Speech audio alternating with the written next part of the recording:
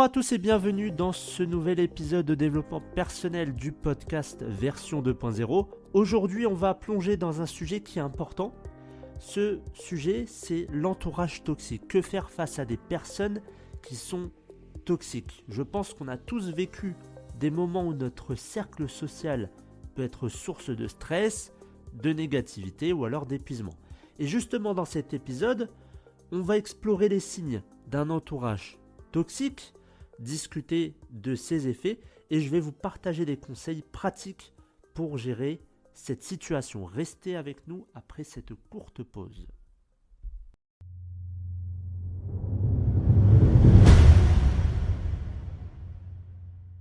Dans notre vie, on est souvent entouré de personnes qui ont un impact significatif sur nos émotions, nos pensées et nos actions. Parfois, cet impact, il peut être positif et stimulant, mais il peut aussi être négatif et toxique. Il faut reconnaître ces influences négatives parce que c'est essentiel pour préserver votre santé mentale et aussi votre santé émotionnelle. Alors, quels sont les signes à surveiller? Premièrement, observez si vous vous sentez constamment épuisé, vidé ou alors stressé après avoir passé du temps avec certaines personnes. Ça peut indiquer qu'elles ont un impact négatif sur vous. Les critiques constantes et le manque de soutien dans vos projets et vos ambitions peuvent également être des signes d'une influence toxique. Il y a aussi la partie manipulation émotionnelle. Les manipulateurs émotionnels, ils sont experts pour créer des situations où vous vous sentez coupable, redevable ou alors mal à l'aise. Si vous ressentez que vous devez constamment justifier vos choix ou vous expliquer, ça peut être un signe d'entourage toxique. Ensuite, il y a l'impact sur votre bien-être. Un entourage toxique, il va affecter votre estime de soi, votre confiance en vous et votre santé mentale. Vous pourriez commencer à douter de vous-même et aussi de vos décisions, ou même à internaliser les critiques et les jugements des autres. Ensuite, il faut évaluer vos relations. C'est important de prendre le temps d'évaluer vos relations et de réfléchir à l'impact qu'elles ont sur vous. Posez-vous des questions comme: est-ce que je me sens soutenu? Est-ce que je me sens libre d'être moi-même? Est-ce que je me sens positivement stimulé? Et les réponses à ces questions peuvent vous aider à identifier les relations qui vous apportent de la joie et celles qui vous drainent. Ensuite, quels sont les effets d'un entourage toxique sur votre vie, sur votre santé? Un entourage toxique, ça peut gravement affecter votre estime de soi. Les critiques constantes, les commentaires négatifs, le manque de soutien, tout ça, ça va vous faire douter. Ça va vous faire douter par rapport à vos compétences et aussi par votre valeur en tant qu'individu. Et à long terme, ça peut entraîner une diminution de votre confiance en vous et une perception négative de votre identité. Ça va aussi avoir comme effet, un entourage toxique, sur votre santé mentale. La présence d'un entourage toxique, ça peut déclencher ou même aggraver des problèmes de santé mentale comme l'anxiété ou encore la dépression. Les situations stressantes, les manipulations émotionnelles, les conflits constants, ça peut avoir un impact profond sur votre bien-être émotionnel. Et ça peut vous laisser émotionnellement épuisé et vulnérable. Ensuite, il y a l'inhibition de la croissance personnelle. Un cercle social toxique, ça peut limiter votre potentiel de croissance personnelle. Les influences négatives, ça peut vous empêcher de poursuivre vos rêves, vos ambitions ou alors vos passions. Et vous pourriez hésiter à sortir de votre zone de confort par peur du jugement ou des réactions négatives de votre entourage. Ensuite, il y a les effets sur les relations futures. Les interactions avec un entourage toxique, ça peut laisser des cicatrices émotionnelles qui vont affecter vos relations futures. Et vous pourriez devenir méfiant ou méfiante, hésitant aussi à faire confiance ou même reproduire des schémas toxiques dans d'autres relations. Donc il est essentiel de prendre des mesures pour rompre ces schémas et aussi favoriser des relations qui sont plus saines. Et dernier effet au niveau des entourages toxiques, c'est l'épuisement émotionnel. Ça peut vous laisser émotionnellement épuisé parce que ça nécessite une énergie considérable pour gérer les conflits, les manipulations, les émotions négatives. Donc tout ça, c'est un brouhaha mental et émotionnellement, vous allez être débordé. Ça peut donc entraver votre capacité à vous concentrer sur les aspects positifs de votre vie et à poursuivre aussi vos objectifs. Ensuite, on a le segment 3. Alors là, c'est que faire face à un entourage toxique. Première chose, c'est de fixer des limites claires. La première étape pour faire face à un entourage toxique, c'est de fixer des limites dès le début. Il faut commencer par évaluer quelles relations vous apportent de la joie, du soutien, et lesquelles ont un impact négatif sur vous. Il faut identifier les comportements ou les interactions qui vont vous rendre mal à l'aise et déterminer les limites que vous souhaitez établir. Deuxième point, communiquez vos besoins. La communication ouverte, elle est essentielle. Dans une relation, que ce soit amicale ou en couple, il y a 3 piliers que j'ai déjà dit dans certains épisodes. Il y a la communication, la confiance et le respect. Si l'un des 3 n'est pas présent, tout s'effondre. C'est simple, vous mettez 3 bouteilles en forme de triangle, vous mettez une feuille en papier ou un bout de carton, vous enlevez un des piliers, donc une des bouteilles, et vous allez voir que la feuille ou le carton va tout simplement tomber. Eh bien, c'est pareil dans chaque relation. Il faut qu'il y ait les 3 et qu'ils soient bien évidemment en équilibre. Ça, c'est important. La communication, c'est le plus important. Et malheureusement, aujourd'hui, il y a beaucoup de couples où il y a, même en termes d'amitié ou dans votre famille, si vous n'avez pas de communication, c'est le carnage. Et tout peut s'effondrer parce qu'il n'y a pas de communication. Donc, ça reste essentiel. La communication, c'est vraiment le plus important. Expliquez calmement et respectueusement à vos proches comment leur action ou leurs paroles vous affectent. Il faut exprimer vos besoins et vos limites de manière assertive.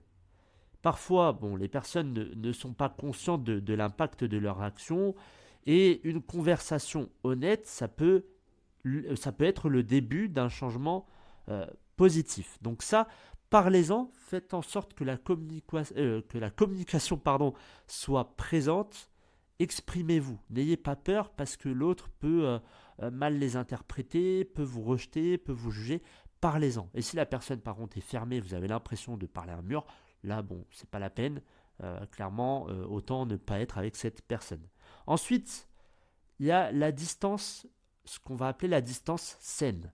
Dans certains cas, il est peut-être nécessaire de prendre de la distance par rapport à certaines personnes de votre entourage toxique. Ça fait mal quand c'est de la famille, parce qu'on se dit, c'est quand même ma famille, ils ne me comprennent pas, j'arrive pas à communiquer avec eux, je suis obligé aujourd'hui de prendre de la distance avec eux. Mais cette distance, ça peut vous permettre de clarifier vos émotions et de retrouver votre bien-être. Ça ne signifie pas nécessairement couper les liens, mais c'est plutôt de créer une distance émotionnelle pour préserver votre énergie.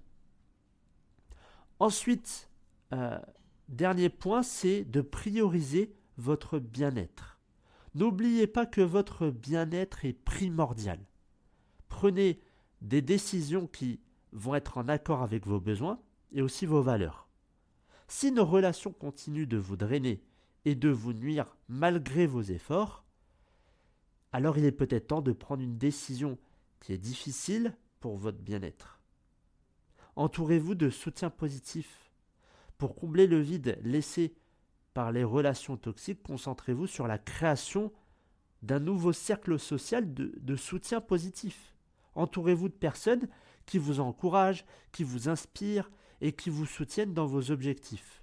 Rejoignez des groupes ou des communautés qui partagent vos intérêts et vos valeurs. Ça ne sert à rien de rester avec des gens, des personnes qui vont vous rabaisser, qui ne vont pas vous aider, qui ne vont pas vous soutenir. Ça ne sert à rien, vous allez vous épuiser sur tous les plans, que ce soit physique, mental, émotionnel, qu'importe, vous allez tomber à terre.